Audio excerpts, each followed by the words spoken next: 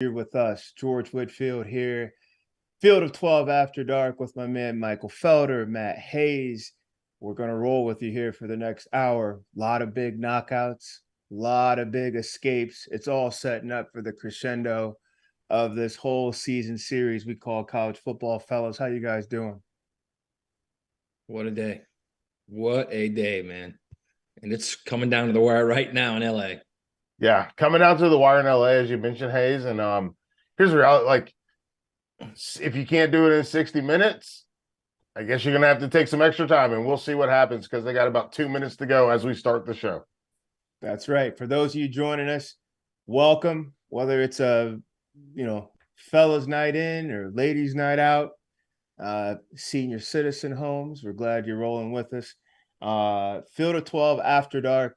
We're rolling right now live on the heels of this basically LA City Championship here. USC, UCLA, all kind of ramifications off of this game, but we're rolling. They're just trading blows. It's like a track meet. We will stay with you, but first we're going to go to probably the biggest thud of the day. Took place in Columbia, South Carolina. Tennessee took on South Carolina today, fellas. This was the biggest, probably the most talked about, mysterious team that's sitting there lurking on the edges. We've already kind of pre-approved them as the bridesmaid. If Georgia wins the SEC, automatically Tennessee goes in. They might even jump over another conference champ or two. All that halted today. What did you see or take away from that game that we all kind of knew? We knew it was an impossibility for them to A, lose, and B, get taken apart like that. Matt Hayes, how did we miss on this? Or is this just college football? George, they literally had two gimme putts. South Carolina and Vanderbilt. And they're in. Right. And they're in. They're the four, most likely. High percentage of them being in the playoff. And they blew it. Not only they blew it, it was disgusting. I think South Carolina scored in their first 6 series. South Carolina, which, by the way, a week earlier. Scoring. Touchdowns. They scored touchdowns, Felder. Not just touchdowns, Spencer Rattler touchdown passes, which is another wild thing about this. They scored 6 points last week against a Florida defense that might be the worst defense in that team's history. 6 points on a fake punt. They lost like 38-6. They scored 63 today. Spencer Rattler, who had 8 touchdowns and 9 interceptions coming into the game, was 30 of 37 for 400 and something with 6 tuds and no picks, and was making every single throw in the game. Against a team, Felder, to Matt's point, against a team that really a lot of its fans are making college playoff reservations, flights. I mean, they got the trip packages going, and why wouldn't you? Like Matt said, South Carolina and who? Vandy. To end the season with? Oh, they had that South Carolina and Vandy. You got to handle that. And you don't have to go into the playoff. I mean, you don't have to go into the SEC semifinal. Michael Felder, your biggest takeaway in watching that game down there on that SEC East side? I think Beamer did to Tennessee what Tennessee's been doing to a lot of people. Except he did it in reverse. We've seen Tennessee use a lot of speed and space. He used space to get inside. And you look at a lot of their big plays, those big plays came on those digs, those over routes, and then they ran those shallow cross. And that's where all their plays came from. That's where their big plays came from, because Tennessee was so worried about the outside that they couldn't protect the inside. So for me, it was an exercise in not complementary football, in counter football, where they countered where the other team was expecting them to attack. And I think that's the biggest thing for me, is seeing a team do something like that. Because and George, you know this. I study. I look. I'm looking. And when you see a team, South Carolina, they were ready for this football game. Not just prepared, they were over prepared, and they knew, hey, if we line up in this formation, if we do these things, they can't touch us. And that was one of the best parts of the football game for me was Spencer Rattler being the thrower that we saw. And I meant to ask, I text this to Trevor too, because I know you were at when DK, when Dakarian Joyner was at the Elite 11. Mm-hmm. You worked with him, right? Yep. Tell me about him, man, because I thought he had a good game. This is a guy that's he was a quarterback, then a wide receiver, then moved back, and then back and forth, and then he showed up for these guys. Yeah, he showed up big. It's hard to really describe. Like when you think a kid should just solely play quarterback, but you don't want to go up and be like, I think you should just go play this position. I always thought he should just play that position just because of how unique he is. But then you see what college staffs do. They turn and they want to get more out of him. And we've seen some of those other kind of Swiss Army knife type kids. But to me, he was a quarterback. And I think if you groom him and redshirt him a year, you'll get everything that you saw that he could bring to the table in other positions with the ball in his hand every play. Right. Huge win tonight for South Carolina, 606 total yards of offense. And to Matt Hayes' point, Spencer Rattler, 453 yards. Honestly, arguably easily biggest game of his career. George, he was he was making every throw accurately. It was wild. And he was doing it off schedule. He was doing it by moving in the pocket, things he hasn't done, his entire career. It was like it wasn't even the same guy out there. He's possessed, a man possessed. You love to see that, and especially from a redemption story. You're leading your own program last year after waiting in the wings behind a couple Heisman Trophy winners, and you were a higher ranked prospect than any of them.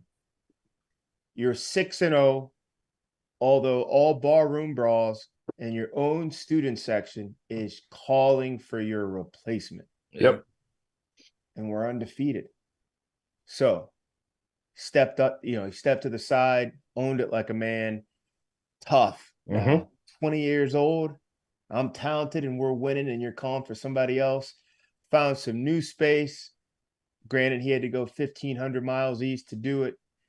Decides to go into Jurassic Park. We talked about that preseason. I didn't think anybody was going to be under more pressure. Now, the pressure got reduced on South Carolina when these other programs popped up around them in the SEC East. But what a redemptive night tonight. South Carolina knocking out Tennessee, and it isn't even close. The final, 63-38. This felt personal, probably was personal. They were still bombing late in the game. But there goes the Vols. Field of 12 after dark. Matt Hayes, Michael Felder, George Whitfield. We're going to take you through an unreal weekend tonight in college football. And it's going to start with the tradition of ours we like to call Toast of the Night. Favorite thing, team, player, et cetera, et cetera, et cetera. So if you have something to sip, grab it. We're going to start with you, Matt Hayes. Favorite thing for this weekend you'd like to honor? I mean, Toast of the Night, Spencer Rattler. How could it not? How could it not be Spencer Rattler? Seriously, he's taken so much grief this year. And the thing is, too, guys, he started this offseason by talking big.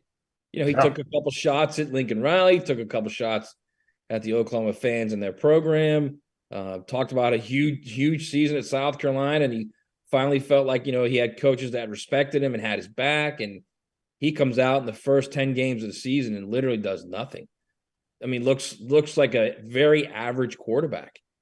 And this game only, and really this game all year, he looked like the number one overall pick that he was supposed to be 2 years ago. Yeah. He looked phenomenal. Yeah. I mean, it was at one point, like during the second quarter, I was thinking, wait a second, where has this dude been all year? I mean, it was, to me, watching him throw like that and watching him throw accurately, whether he was in the pocket, whether he was off schedule, was just amazing. Amazing to see something like that after what he's produced the first 10 games of the year. So, I mean, hats off to him, man. What a great game. Spencer Rattler, sir. I know it's going to be a nice night on campus this evening. Yeah. Michael Felder. Yes, sir. Your toast of the night, sir. Oh man, there's a lot for me. But you know what? I'm looking at my notebook right here. And George, you know I do my notes. I do indeed. So I got Tennessee, South Carolina in there. But man, you know what? Let me go ahead and give it up for TCU. Hey. Surviving. Mm-hmm. They made it. Mm-hmm. One more to go until they get to the Big 12 championship game. Yeah. So I'm gonna give it up to TCU. Keep that story alive. Yeah. Shout out to my boy Marshall Newhouse. Shout out to Landry Burdine. TCU. Brian Eskridge, the rest of those guys, like, you guys are hanging on. And TCU, I think they're in a precarious position because in 2014 they got leapfrogged. Yep. And they are completely worried about that happening again. So they know that they have to check every box. Yep. And on, just like how they vote Matt in high school, most likely to get jumped. By the way, TCU. I don't care that Ohio State won the national title that year. They still got hosed. TCU still got hosed. Yeah. I don't care that it was Ohio State that jumped or whatever. They got hosed, man. They should have been in that. So I mean, I agree with Michael. They right now, if you're TCU, all you're thinking is if we lose, we're done. Gotta win. They're still on that crusade tonight. We will cover the Horned Frogs. My toast is more of a collective one on the base on behalf. Of Field of 12 for the godfather of college football, Lee Corso. Coach, It was good to see you in Bozeman, Montana today, up there in that 3-degree weather, bringing it as you have for the last 30 plus years for college game day. So toast to Coach Corso. My individual toast, it's what's coming next week, because today got us there. The battle we've all been waiting for, the battle we didn't know we actually needed for college football. 11-0, scarlet and gray, maize and gold, or blue and maize. Here they come. Michigan and Ohio State, 11-0 each. Top three teams will clash in Columbus. Both got it done this weekend. So it wasn't easy. Arguably the highest rated game that's going to be going on, all season outside the national championship. Both teams held up to the pressure. Both understand now what's coming. They got 6 days to put it together to the game. The game, man. Here we go. The big ending just happened here in Southern California. The Los Angeles City Championship. USC stays alive. Outlast UCLA 48-45. Phenomenal showcase. All kinds of talent on the field from all kinds of guys. Caleb Williams, obviously being the rock star, 470 yards passing, 648 total yards by USC. Just a phenomenal back and forth. UCLA held serve all night. Really, it was going to be whoever had the ball last. This game winds up having so much more ramifications given what happened at South Carolina. Michael Felder. Yes, sir. The current rankings have Tennessee first one out, LSU, USC. You then, Matt. Do we really see now SC? Obviously, Tennessee's out. Could they jump LSU? Could they jump LSU to be the first one out now? Do they have a case?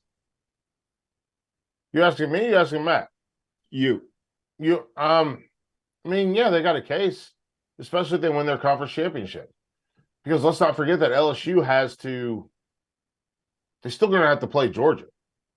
No, I'm talking about just coming Tuesday. On Tuesday in the rankings, here's the thing about Tuesday. I don't care. I'm not like that. My jollies don't get off on Tuesday. And the reality for me is, yes, they have an opportunity to jump LSU, but the reality for me is, the only thing that I'm worried about is because, hey, I'm gonna be honest with you. You know what I'm thinking about right now? I'm thinking about Thanksgiving. Okay, I got turkeys to cook. I got stuffing to make. I got macaroni and cheese, collard greens. I got all that stuff to do. So I ain't worried about right now. What I am worried about is that week after and what it looks like when they get to the SEC championship game, when they get to the Big 12 championship game, when they get to the Pac-12 championship game. So I'm not, they can jump or don't jump. Because at the end of the day, Georgia will beat LSU. So we can drop them. I don't know if that's the. I don't know if we can just flat out say that, because we flat out said Tennessee beat South Carolina. We flat out said Alabama would be in here somehow, some way. Oh, I agree. I don't think anything's flat out. And Matt, I ask you this: going off of what Felder's saying, these teams will be losers.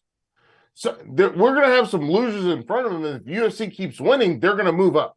That's the point I'm making. Oh, I got you. I think to Michael's point, George, is I think USC now controls its destiny. I think if they win out, they're in. So I don't think it matters this week. I don't think it matters for LSU either. I think if they win out, they're in. I don't think they're going to, but I just think that's where they're at right now. I think you could probably look at this right now. Georgia controls its destiny. Ohio State and Michigan do. USC does, and LSU does. And other than that, and TCU. Other than that, I think that's it. I think those are the teams. But that's 5 lanes for 4 parking spots. Right, but 4 of those guys are playing each other. Ohio State and Michigan and LSU. Even if Big Ten, so Georgia, Big Ten winner, TCU stays undefeated, LSU wins out, USC wins out. That's still 5 lanes. Big Ten's a lane by itself. That's all I'm saying. So when I'm asking about these rankings, wait. So you're saying like no matter what happens, they're both in? No, I'm saying rankings. We may not like them, and there is some shifting going on, but they still do matter. They still do matter. Positioning. When did you ascend into the top 4? Have you held your spot for a bit in the top 4? Your wins. What's the weight of your conference? The weight of your wins, et cetera, et cetera, et cetera. It still does matter. I know. We get fatigued by the rankings because they're like, oh, it doesn't matter if you win, you're in. Kind of. But if you win on field goals, like they won by a field goal tonight, USC, and if they keep winning out by field goals. And so did Michigan. Correct. But if Michigan goes and has a big knockout blow against Ohio State, or TCU turns it up, or LSU does something wild in the SEC championship, then they start to go back and evaluate your performance. It isn't all about the cold wins and losses. They'll start doing the biopsy, and then that's where this stuff starts to get really interesting. And the rankings. That's interesting. I don't think they do the biopsy. I don't think they do the investigation. I don't think they do that. I think they do a surface level look at things, which are win differentials, point differentials. I think that's what it is. I don't think that they go back and look at the actual.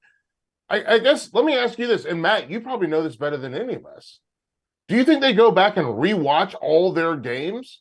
So I can tell you this. I was in the first mock they ever did. Yeah.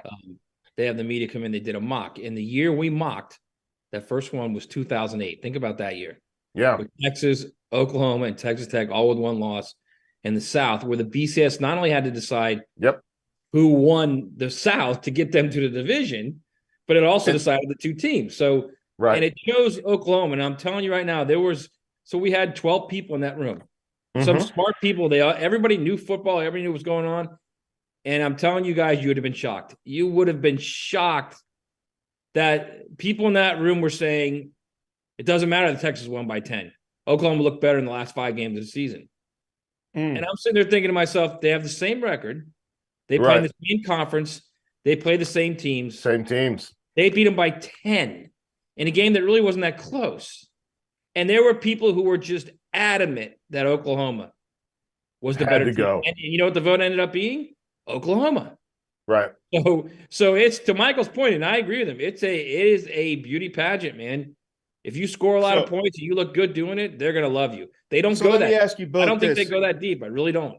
Let me ask you both this before we jump off of this show. I mean, of this game. The Trojans. It's a brand college football has been waiting to come back to the table. They got a rock star coach. They got a megawatt leader on their team who happens to be the quarterback. And they are winning. And we keep saying it here. They're a year ahead of schedule. They just took the name tags off in the building a month ago. And here they are. Matt Hayes, quickly, can USC force their way in this year into the playoff? Is it likely, in your opinion? I know they can. Is it likely? I think if they win out, they're in. And I don't think it matters what anyone else does. Wow. Even if LSU beats Georgia, I think they're still in. Because if LSU beats Georgia, so then you have 2 SEC teams in. Then you get the Big Ten winner.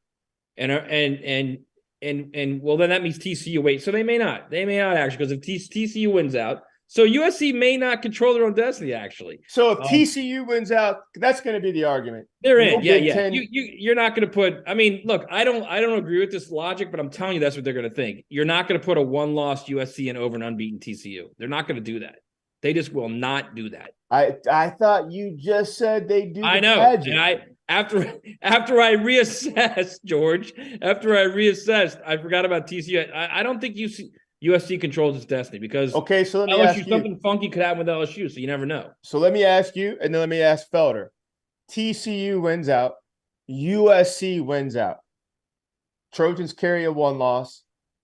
Who is more dance worthy, Trojans or Horned Frogs? In your opinion, not what the committee would say. Who would you put in? I mean, TCU's beaten 5 ranked teams, man. And I know people say, well, they're not ranked now, but they were ranked at the time they played, which means they were playing well, and it was a big game. It was a big moment. So for me, I mean, I got to go with the team that has beaten the most ranked teams. Felder. I go with TCU, but for a different reason. I think TCU can do a lot of the same stuff that USC can do. I don't think Max Duggan is as good as Caleb Williams, but I do think that he has a complement with Savion Williams and Tay Barber, and then obviously Quentin Johnston. I do think he has a complement of players that allow him to create. And by the way, we don't talk about Kendre Miller nearly enough. Right. A guy he scored a touchdown in every game this season. A really good player, right. This guy's had, I think, 6 straight 100-yard games. So I think that he has, and they don't have Troy Dye. Is it Troy? Trey? Troy? Dye? No. Travis Dye. Travis. USC, yeah. Travis Dye. They don't have Dye at USC. Like, he's out. So that's a big piece you're missing. So I think TCU is still, I think I go with them for that reason. Not about who they play, not about this. I just think that they are in a position where they're ready to compete with anybody. And if you want to play grimy, they showed us a week ago they could play grimy football. And if you want to play flashy and you want to score, they can do that too. So see, I think go ahead. I respect both takes. Obviously, neither one of you are wrong. You're a USC guy. I understand. No. I'm Switzerland, but I look at it from a lens. Like USC has had a couple 1-possession wins this year, and I just got Yogi for this last week. They only beat Cal by 8. Yeah. They only beat Arizona by 7. Both those two got laid out right away by another average team. But then I watched TCU, a walk-off against Baylor, kick. They have been in some tumbles. Yeah, they have 5 ranked wins, but when you actually put the names of the teams that they beat that were ranked, you're like, oh, those are the ranked teams? Like Kansas, the state of Kansas was 2 of those 5 teams. Yeah, but that was a big game, bro. They were unbeaten. No doubt, Matt, no doubt. But this goes back to the original, to Matt's point. Even when you look at TCU's thing, you're looking at name brands. In terms of you just said the names. You just said, well, it was just Kansas, yeah. Yeah. Well, you're looking at these names, not the team. So if I boiled it down, I look at if SC and TCU met at a neutral site, I don't know what Vegas would say. Probably our producer Trevor would have the early thing on that. I think it would look like. I think the teams are probably pretty equal. Yeah, but the might even be a pick. The difference maker is Williams. And I think it might look like Utah against Alabama in 2008. Yeah. Where Utah got him. But the Trojans have a gauntlet too now. They're going to have to see Utah and they're going to have to see Oregon. And if they come through those two teams. Well, they got to beat Notre Dame next week. And they got to get through Notre Dame. They have a gauntlet. I think their gauntlet, their back end gauntlet, now that they've pushed up behind TCU, they have jumping ability with that back end. We still don't know who has to play in that Pac-12 championship game. Is that correct? Right. It's USC or it's Utah or Oregon. They're playing right now. Right. Yeah, correct. So anyway, the Trojans, the Bruins, they settled their differences tonight, 48-45. USC, strong performance again, really by both quarterbacks and both teams. Game got a little bit away from DTR, still threw for 309 tonight, but Caleb Williams, 470 yards off of 11 yards in attempt. Matt Hayes, 11 yards in attempt. But it was the Bruins 4 turnovers that dogged them tonight, and they were still within a field goal.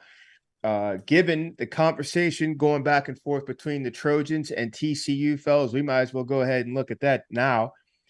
Big win down there in Waco today, TCU, and I get it. Now they're carrying the weight of the world. They know they're the most vulnerable. They know they're going to be the first one to get jumped or called out. They handled it, 29-28. Yep. These guys go in there. They take care of their business against Baylor on a walk-off kick. The pressure, and they welcomed it. Fellas, biggest takeaway right now, and we already kind of talked about, if they run the table, they're either in or have a rock-solid case to be in. Do you feel they can handle the next 2 weeks? Because this kind of pressure, if you haven't been up around it a lot, most teams, it'll buckle them. Your thoughts, Matt Hayes, on what you see from TCU coming down the next month? So I got a couple thoughts. Initially, you're at Iowa State. I believe they're at Iowa State next week, and then it's probably looking like, I believe it's Texas in the championship game. Is what it looks like right about now. I think the Iowa State will be a lot tougher than people think. I think the Texas game could be tough. But the thing that really jumps out at me, honestly, George, when I look at TCU won 5 games last year. Think about this now. USC won 4 games last year. Wow. LSU won 6 games last year. All 3 of those guys with first-year coaches. All 3 of them hit the portal, got guys that could make immediate impacts. Yep. Got a few immediate impact freshmen, and away they go, man. I mean, the years of, like, the days of, hey, let's give the guy 2 or 3 years to get his guys in place and blah, blah, blah. Forget about that, man. That does 2 things. It's going to inspire a lot of programs around the country. Why not us? And it's going to put a whole lot of pressure on some of these programs around the country from administration saying, why aren't we? That pressure is going to ratchet up, I think, all across college football. George, you follow USC was terrible last year. They were terrible. A terrible team. The wilderness. Yep. Now look at them. Yep. Now they are a legit playoff team right now. Yep. And a legit destination if you're trying to win, get to the NFL, NIL, everything. NIL. I mean, they've got one of those big old beaming spotlights like they used to have outside the clubs. Felder, remember? Yeah, the clubs used to have Felder? Big old spotlight. You could see 10 miles away. Like that's it. That's it. Michael Felder. Just drive towards there. Yeah, just drive that way. Yeah, Michael Felder, the Horned Frog, sir. What do I think they're good? Yeah. No, what was your biggest takeaway so far in this collective grit that they're showing? Like a win is a win is a win. They're not a knockout artist. A lot of their wins are 12-round split decisions, but they keep getting their hand raised at the end of it. They fight you. They're a team that they make it work. And here's the big thing. Let's go through this, right? And by the way, we do need to mention that Kansas State is actually in the second position. Oh, they are. Okay. So we've got Kansas State sitting there with TCU, and we'll see what happens. I know Texas beat they took a hatchet to Kansas tonight, but Kansas State's still in the catbird or TCU's in the catbird seat. I don't know what's underneath the catbird seat, but that's where Kansas State is sitting. Who does K-State have next week? Do you know? Kansas State next week, they have, and I got it right here. Kansas State plays Kansas. Kansas, wow. And that's the Sunflower game, yeah. Right. So it's going to be interesting to see how that takes shape. But the big thing for me, my biggest takeaway was Max Duggan. He stood up, man. Yeah. This is a guy that their run game wasn't really working. And I know we talked about Kendra Miller a little bit earlier, but the reality is Duggan led them in rushing, even with sacks. He led them in rushing. So they find a way. And I think that's the biggest thing is they find a way. I don't mean to listen, I know you call the SEC Jurassic Park, but right now, if I was going to call any team Jurassic Park, I'd call it TCU because life finds a way. And TCU keeps finding a way to win. And so that's why they're at 11-0. And that's why Alabama's got 2 losses because they couldn't find a way. Matt, could you go over those 3 programs again, their records last year, the ones who are now in? TCU had 5 wins. Mm-hmm. They were 5-7. USC was 4-8. And USC was a terrible team. LSU was 6-7. But the reality is all 3 of them fired their coaches. Yes. And fired, well, so think about this now. So TCU fired maybe the greatest coach in school history. USC fired a guy who, granted, was not among the greatest coaches in school history, but had won their last Pac-12 title. And then LSU won a guy who won fired a guy who won a national championship game 2 years earlier. And these guys, Brian Kelly walked into that football office in December, and they had 39 scholarship players. 39. And now he wins the West, which is considered, again, if we're talking about Jurassic Park, George, the most considered the greatest division in college football. They go in there and win that division and beat Alabama. So what he did it with, not only that, George, they have 2 freshman tackles right now. Mm-hmm. Will Campbell and Emory Jones. Will Campbell is a beast. Emory Jones is good too. They've got the best freshman in college football, in Harold Perkins, who's just a monster. Yeah, monster. Yeah, and the tight end Taylor, who's a freshman, and Jason Taylor's kid at tight end is really good. They got a quarterback who, when he left Arizona State, his teammates on that team were cheering on social media that he left. Yeah, nobody wanted the kid. How about that? He goes, and now look what he's doing at LSU. And I think you look at things like here's another great anecdote. Max Duggan lost the starting job in fall camp. Bingo. Chandler Morris. Preseason. Yep. Yeah, to Chandler Morris. And Chandler only injury put him back in. Yeah, gets hurt. Chandler Morris gets hurt. I think late in the second quarter. Duggan goes in and boom, away they go. And they're great stories, man. They are great stories. It's fun as hell to watch this stuff. I mean, Lane Kiffin did the same thing at LSU. It took him a year, but the COVID year was his first year there. But they won 10 games in year 2. They lost to Arkansas today. Same thing at Ole Miss. 10 games again. They got their behind whipped today. Yeah, but they could still win 10 games again. Yep. So my point is, it doesn't matter anymore about, you got to give the guy 2 years and 3 years. You can win right now if you're the right coach in the right situation and you got NIL money. You can win right now. Well, let's talk about right now. 2 teams that don't need a rebuild or remodel or reconstruction, but they are on the same track, headed right at each other. Michigan and Ohio State. We finally get the game. It comes up next week. Fox, I believe, noon game, which I never understood why they don't play that game in prime time. Why would you not play this game in prime time? But have you ever been up there? Oh, yeah. It looked like I've seen 6 of them. I think they both agree that they'll never play it in prime time, that they want to play it. That's the point that I'm making is, like I said, have you ever been up there? As like I lived in Chicago. You don't want to do anything at night there. The temperature, the temp drop is crazy. And then getting home for everyone is impossible. Yeah, that's a good point. That's a driving home at night after there's 3 feet of snow somewhere, or trying to get back through. It's crazy. Yeah. They make a conscious decision to play this game where this game is played for the fans, not for television.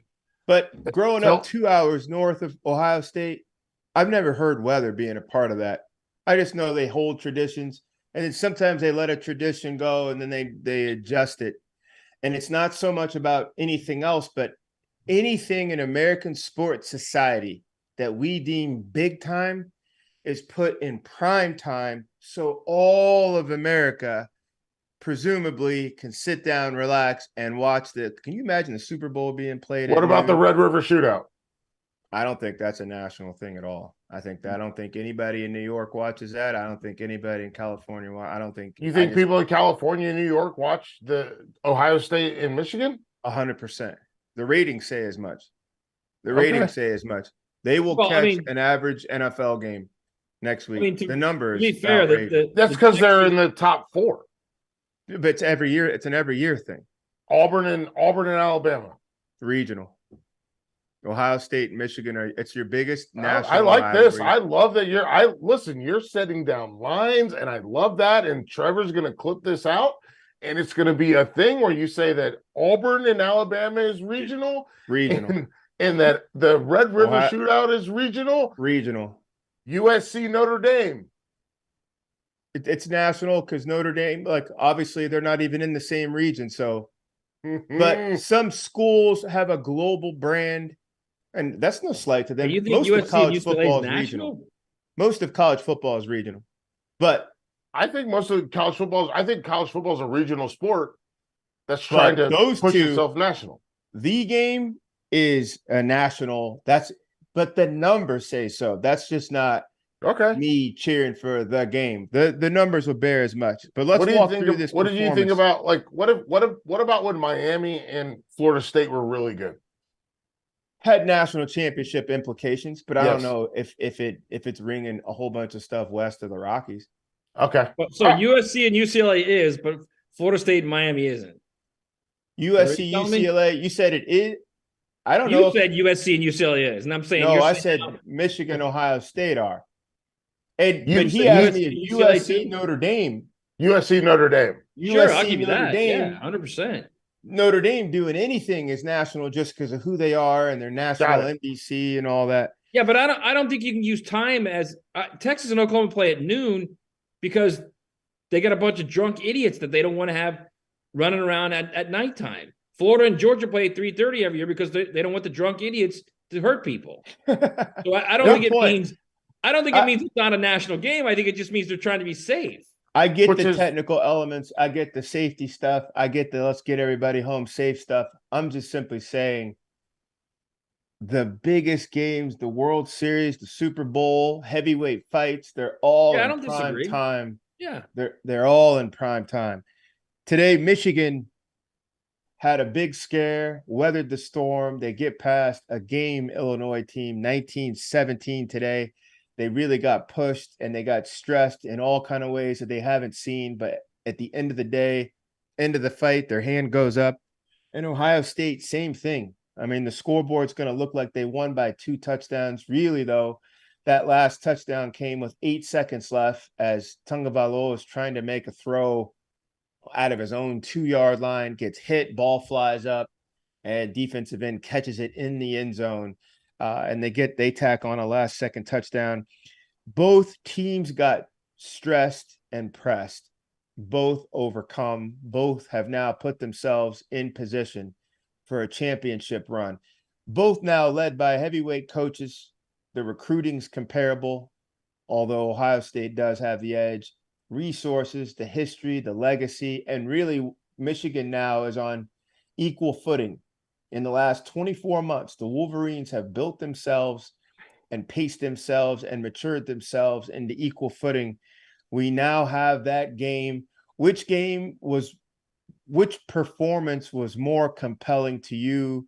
Felder, I'll start with you. Michigan outlasting Illinois without their Heisman Trophy winner at the back half, or Ohio State getting it done on the road with Maryland who got a game effort. Maryland had 402 total yards of offense. The Bucks had 401. That thing was split down the middle, but Ohio State made the plays when they needed to. I think that they go together. When I look at Ohio State, Maryland's one of the few teams that's going to stress them. They're going to create space. They're going to create one-on-one matchups and then create opportunity. So that's why you mentioned that. What is it? The over 400 yards, which, hey, you got to compliment them. And then on the other side, Illinois is like, listen, they're like Michigan Light. Yeah.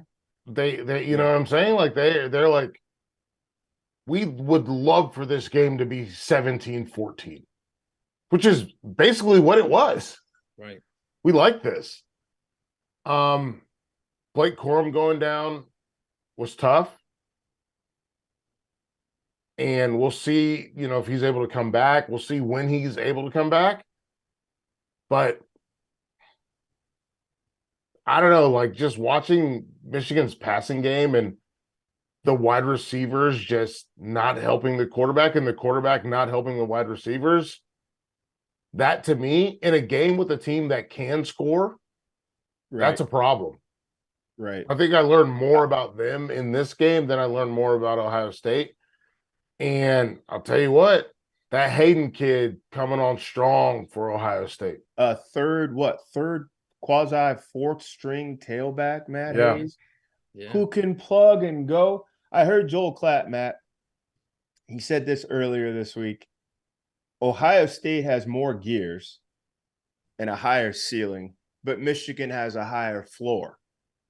What Michigan does, they can count on that and pack that up and go places. Part of that package is Blake Corum, which, obviously all prayers go out to Corum and getting healthy, not just for the game, but just getting healthy in general. But it must shake up things inside that Bo Schembechler building. But given that, say he does come back healthy, you're talking about a team, again, high floor team versus a high ceiling team. Where do you think this goes to 1 week ago from tonight? We're here next week. We're talking about what, Matt Hayes? So I can tell you this. What I got from these two games is you're looking at two teams that just wanted to get through the game, each of these games. And I think they realized by the third quarter, wait a second, we're in trouble here. We got to do something. I'm like Michael as well. I'm a little concerned now about JJ McCarthy. I'm a little concerned because I've been saying Michigan all year. I think Michigan was going to win the game because they're better on defense. And I think JJ gives them something different because he can stress defenses uniquely like Cade McNamara could. And Cade McNamara won the game by 21. I've been saying it all year. And then all of a sudden this game against Illinois, this is a good defense he's playing. And they look just discombobulated. Now, it might be because they're trying to look ahead. It might be because they're trying to get out of the game. Those are bad excuses if that's the case. They just didn't look comfortable in the passing. So that's a tell for me. Also with Ohio State, I mean, they have not played an offense yet. And I don't think their defense is as good as those numbers are. I can tell you that right now. They're like top 10 defense in almost every major category. And they're not that good on defense. They don't tackle that well. And they benefited a lot from just they're playing bad offenses. And they didn't play a good offense today. They're not going to play a good offense next week. They may not play a good offense until they play whoever they play in the first round of the playoffs. So if they can get by Michigan. So I have not changed my stance on, I don't think Ohio State's defense is good as everyone thinks it is. And now I'm a little concerned about JJ McCarthy. So there's some questions going into the game, especially with Corum now too. Yeah, that'll be interesting, Felder. Michigan's offense, Ohio State's defense. Part of Ohio State's defense in how they get a chance to go out and attack, the offense puts up so many numbers and puts up so much volume that they can really, in most games, play with their ears pinned back. It's a lot like how that Colts defense was with Peyton Manning. They got these small, speedy defensive ends who can just keep rushing and rushing and rushing because they know you're not going to you can't really run the ball down 21 touchdowns. The offense already put it on you, so we're just going to just hunt. It's not so much that they have to get behind a shield and battle as much. They got a battle coming this weekend prediction on this. Let's just go to it. Felder, if I gave you $1,000 of house money in Vegas, you'd put it on who? Ohio State. Matt? Yeah, probably Ohio State. I mean, if Corn was completely healthy, I might tend to Michigan, but probably Ohio State. Here's the thing. I think Ohio State's defense is good. I think what they do, I think Maryland, and that's the reason why I was very specific about pointing out the things that Maryland did. Because I wanted to be specific, I wanted to be deliberate about that, because I don't think that Michigan can do what Maryland did. I don't think that Michigan has the ability to create that speed in that space, because this is a cover zero defense. Yeah, that shifts into cover one and will shift into cover three. But they're a cover zero defense under Jim Knowles, which is what we saw at Oklahoma State. So real quick, for those of you at home, cover zero, there are no safeties back there. They're just playing man like basketball. And usually when you see that, it means some kind of blitz is coming. Right. And then when they don't blitz, what they do is they push those linebackers out. Yep. To take away your hots. And I think they are that good. And the difference in George, you can speak to this. You're going to give up some big plays. Sure. That's the nature of the game. You're going to give up some big plays, and you're probably also going to give up some pass interferences. But you're also going to get some big plays defensively, because it winds up being bingo. You got to get the ball off. Yes. So before I get to gamble manpower and responsibility to see if you can handle your protection up front. Yeah. I bet we get to you before you get to our open spots back here. And my dudes are better than your dudes. Yeah, my dudes are better than your dudes. I think it's going to be that's the question for next. Coming off of Thanksgiving dinner, I can tell you what. I think Ohio State's dudes are better than their dudes. I think they're coming for them. This isn't that passive defense that they've played for the last, since Tressel was gone. Yeah. This isn't the passive cover three catch defense that they played. Trying to pattern match. This is, you're my guy, I'm your guy, let's go. Yeah, it is a different style of ball. It reminds me a lot of how the LSU played. Yes. LSU has played this brand of defense for years down in the South, and you kind of know what you're getting, and it really does still come down to the Jimmies and Joes. Real quick, so Michigan and Ohio State, they both passed their tests, and I agree with you, Matt. There had to have been some fatigue. There had to have been some tightness. We just want to get to they're looking around this opponent to get to the one they really want to get to. Yep. Well, now they got him. We'll get a chance to see that game next week. The only team that sits above Michigan and Ohio State handled their business tonight. The White Walkers, University of Georgia for us, or for you, knocked out who we call Georgia Diet, Kentucky. I think Kentucky has modeled itself, and they are like a diet version of the Georgia Bulldogs. Lunch pail effort, 16-6. Personally, I don't think they wanted to show a whole bunch. They didn't want to risk a whole bunch. They didn't want to put a whole bunch of guys out there. Listen, if we just bring a minimal playbook and a couple of core concepts, we can get past these dudes and just get on and get healthy. Your initial thoughts, Matt, and then Felder, about Georgia cleaning up the business today. They got, one more next week, and then they're on into the SEC title game against LSU, presumably. Just a little. I mean, if I have any concern about Georgia, is it's just the way they flip it on and flip it off. You know, they're trying to walk through the Missouri game. Then Florida comes up and they flip it on and boom, there they go. You know, and then they're walking through a game. Then Tennessee shows up and boom, there they go. And now they're walking through the Kentucky game. And does it eventually come up and bite them a little bit? I mean, they're going to be ready for LSU, obviously. But at some point, can they continue to flip it on and flip it off? Are they that good defensively? And clearly they are. And Stetson Bennett, I mean, for all the grief we give this guy, the dude just wins. Yeah.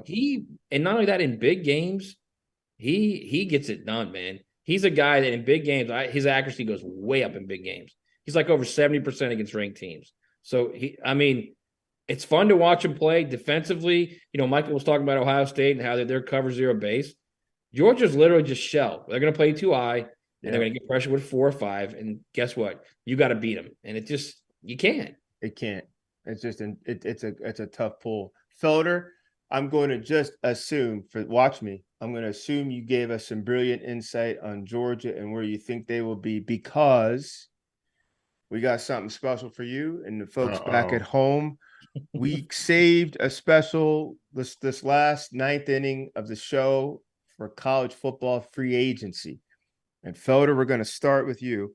In the pre-show meeting tonight, we were discussing the concept of quarterbacks who have a portal transfer, stepping out into the portal just to understand their market value, given all the quarterback poor teams out there in college football. And here's just the 6 let's just talk about. Oregon, after next year when Bo Nix is gone. Nothing against the kids in the building. You don't know them. And would Oregon be compelled to step out there and go find somebody? Notre Dame, Miami, Florida, Texas A&M, and Alabama. Bryce Young and some others will step out and they'll go off into the draft. You got to still figure out a way to replace them and not cutting your teeth a whole long time. Who, Mike Felder, do you see as compelling out there? And here are some of the quarterbacks that Matt put up earlier. Cam Rising at Utah has another year. Sam Hartman, already allegedly into some conversations with the Gators. Quinn Ewers, and you knew that was coming. He's already probably, slowly packing stuff up now down there. Riley Leonard at Duke, Garrett Nussmeier. And I think, honestly, there's a couple kids like a Drake May, happy where he's at, loves life. But if Drake May stepped out into the portal just to see what would happen, you don't think a UCLA, an Oregon, or a Notre Dame, or an A&M wouldn't call with a massive check? So are they leaving for money or leaving for happiness? Both. Money and championships. Even when they're happy, it feels like kids could get happier. Same with coaches. Here's another one, Michael. Here's another one, Michael. Grayson McCall at Coastal Carolina, who stayed last year. And now he's hurt. Because he wanted to go to the NFL, because he wanted to stay at Coastal. And now he's hurt, right? Yeah. So here's what I'm going to do. I'm going to tell you right now, Drake May ain't going nowhere. Based on? He's North Carolina through and through, baby. Yeah, I agree. He's not going anywhere. He ain't going nowhere. But if he stepped in the portal, he heard $5 million over here and $7 million over here, and walked that sheet back into the office and said, "Look, if you guys could match this, they'd match it. They'd match it. They'd come close." That's all I'm saying. Why would he not step out there and find out? Here's what I'm telling you. Here's what I'm going to tell you. Drake's dad played at UNC. Right. Yep. His mom played at UNC. I get the ties to UNC. I'm just telling you, he ain't going. Dre Bly. But this isn't about going. It's just you're not going to know your value. He's not leaving. He's not leaving. But I'm saying you're missing the point. We're not. They'll bump up his value. They'll bump up his value. There you go. They'll bump up his value. How would you know what your value is if you don't step out there? Drake May will be he's going to be the number 1 Heisman candidate coming into the 2023 season. Well, you still got Caleb Williams. So he'll be the number 2 Heisman candidate coming into the 2023 season. Agreed. It's going to be those two. Right. So he ain't going nowhere. Let's go down the list, though. Cam Rising. I think Cam Rising is going to the NFL.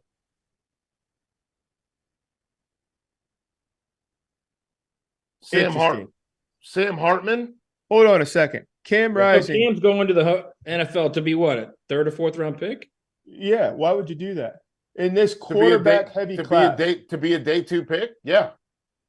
Why would you do that when you could stay another year? You're going to make a little more money, and then you can walk into the NFL as a first rounder like Mac Jones did. Or I don't think he's going to.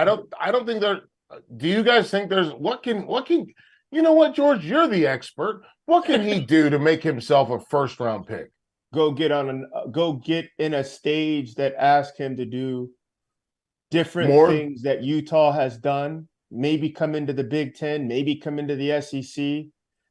We've seen it. Joe Burrow came out of Ohio State where he had and Joe Burrow played NFL football.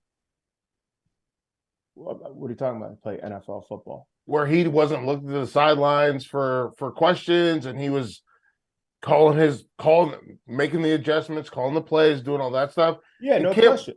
But Cam Rising's already doing all that stuff. He's not going to get better. But how much better can he get?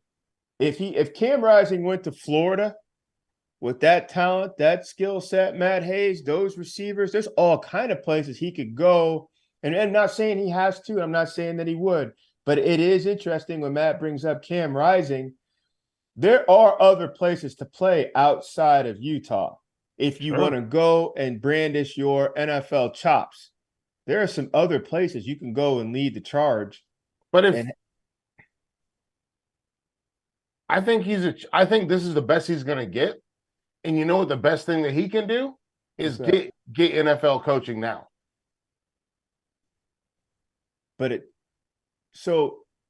Okay, let's keep going. I just feel like if you're in college and you could still make money, coming in as a first or second round pick, you get more strikeouts in your career. They've invested more. I think he's a day 2 pick. You say it again? I said I think he's a day 2 pick. Oh, that's kind of Matt. Who are some of your bigger ideas, Matt, in terms of potential transfer? I mean, Sam Hartman to me is one that I think he's done everything at Wake. He's done everything he could possibly do at Wake. So he's got one more COVID year. Let's see what he does. He could still go to the NFL, but where's he going to get picked? 4th round, 5th round, this year, 6th round? Yeah. Yeah. And a deep and not because he's not a talented guy, but because you got so many big heavyweight kids coming in this class. Right. So he's one. Hang on. How many big heavyweight? I know we only have 3 minutes to go. How many big heavyweight kids are coming in this class? Can we go through them? 1. Right. Bryce Young, CJ Stroud. 2. Hooker. 3. Levi at Kentucky. Yeah, Levis. Levis. 4. You got the kid down, Anthony Richardson. He can't come out this year. Yeah, Why can't he come out this year? He's a 3rd-year sophomore. Yes, he can. He's a 3rd-year sophomore? Yeah. Sure. Put him on the board. You take him before you took Cam Rising? 100%. Oh, yeah. 100%. All that potential. Look at that. That's another clip for you, Trev. There you go. But I don't have a problem with that. People took Josh Rosen over Lamar Jackson, and Josh Rosen grew up in an NFL offense at 5th grade. Oh, I know. I understand. I love Josh Rosen coming out. Well, I'm saying all these guys may not be polished, but teams made the mistake you're saying when they took Rosen over Lamar Jackson. You don't think the Cardinals wouldn't want that back? But that's a team specific thing. Well, I'm just saying, no, it was widely seen as that. It was widely seen as Darnold and Rosen. These are your 2 prep golden boys who are completely polished. Right. They're up here. You can get whoever else you want over here. And it went just like that. I totally agree. Richardson, after the season that he's had this year. Still over Cam Rising, yes. That's fine. Great. No problem. The big thing for me is when I look at this, like I think that I value the ability to focus on your job, whether it's working with someone like you, George, and working with an NFL offensive coordinator. I value that over working with a college offensive coordinator. That's all I'm saying. That's a fair argument. Yeah. That is a fair argument. And that's it. And we're done. The show's over. By the way, UNC loses to Georgia Tech, so we don't have to talk about them anymore either. But Drake May is going to be very interesting as your number 2 for the Heisman in 2023. Let's go. Take us out, George. It is going to be exciting. By the way, DJ Uyunglele is going to leave too. He's going somewhere else. Yeah, he might be trying to come back to LA. Either way, all this change, but we do know what's certain. The game next week, a whole lot of teams wrapping up, making their charge. Tuesday, we'll get the rankings. Either way, we'll be with you all week long. College football after dark. On behalf of Matt Hayes, Michael Felder, Aunt Rona sitting there in Michigan, and our Hollywood producer, Trevor Valise. I'm George Whitfield. Thank you for rolling with us.